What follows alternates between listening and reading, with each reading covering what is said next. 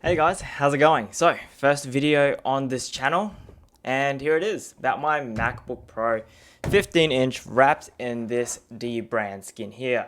Very awesome pastel pink color. Anyway, so I've had this laptop for about 2 years, and I bought it to edit videos and just in general to, upgrade from my 13-inch MacBook Pro that had 2 USB-C ports and luckily no touch bar. And to be honest with you guys, within the 2 years, it's done its job and it's done it quite well. That is until I bought the new MacBook Air with the M1 chip inside.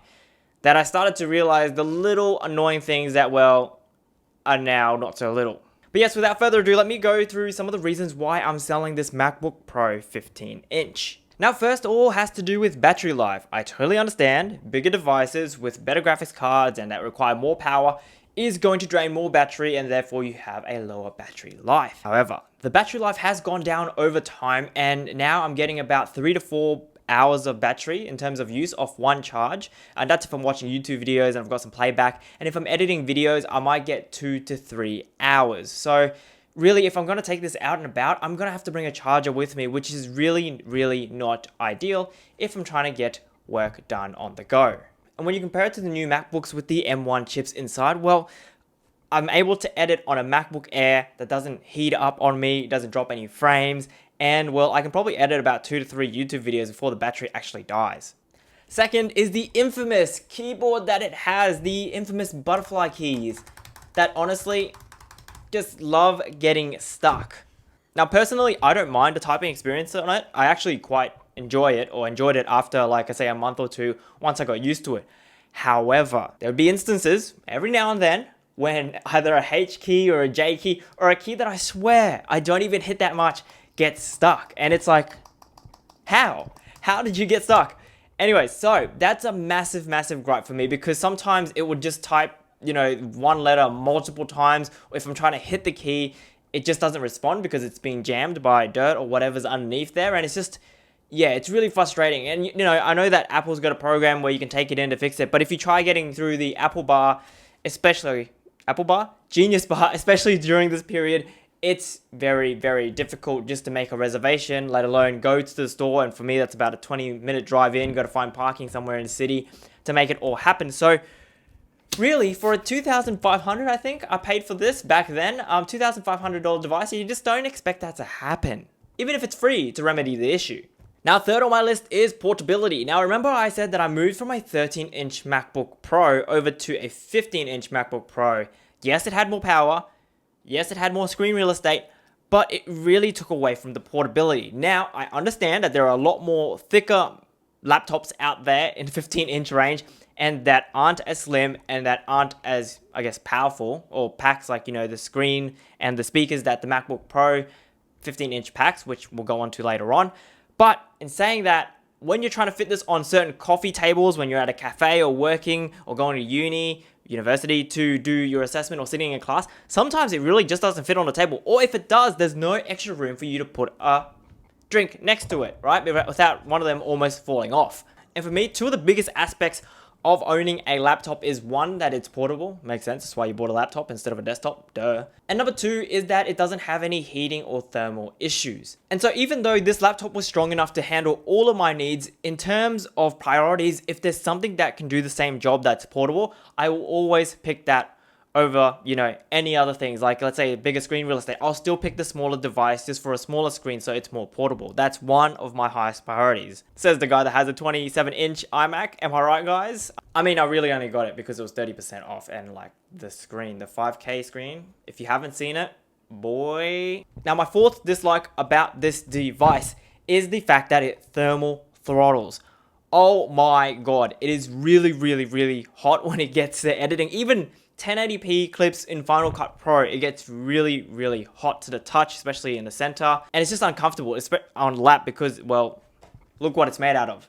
And now 2 years on, what I've actually found is that it gets a lot hotter, a lot easier. For example, recently, using this device again, I was just browsing the internet, going to do some word processing, maybe on Facebook a little bit here and there, and then it starts heating up and it gets really uncomfortable on my lap. Now, to remedy that, all I had to do was put a pillow underneath and put the laptop on top of that, and that was, we called it there.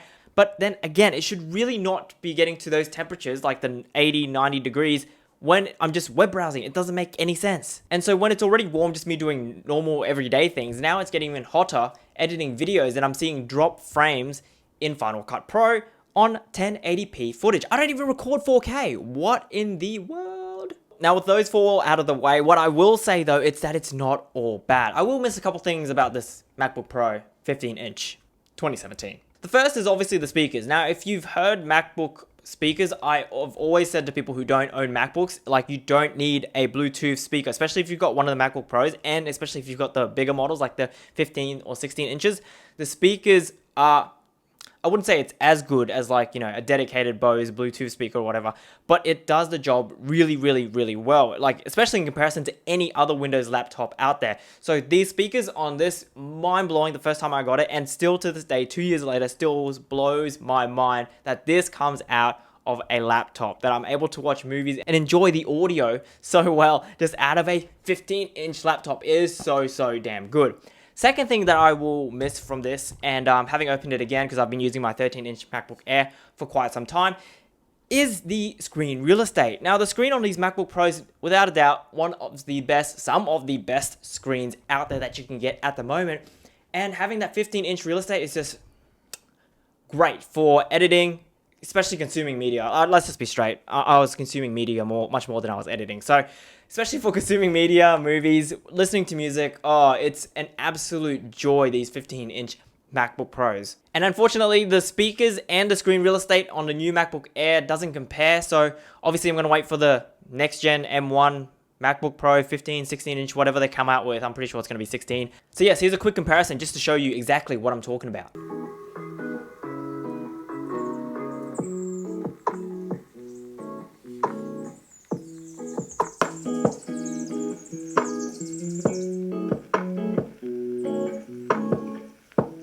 Hold up, before I forget, actually, one of my other dislikes, which I'm going to have to learn to live with anyways with the newer models, is the touch bar. The reason why I also got the MacBook Air over the MacBook Pro is, one, that it's in rose gold, and number two is that I don't have to deal with the touch bar. I hate the touch bar. Just give me back the normal keys, or give us the option to get back to normal keys. Anyway, so that's also one dislike that I will be happy to be mailing this off to somebody else. So yes, guys, those are some of the reasons why I'm selling my MacBook Pro 15-inch in this beautiful D-brand skin that I'm sure the next person who buys this is going to rip off entirely.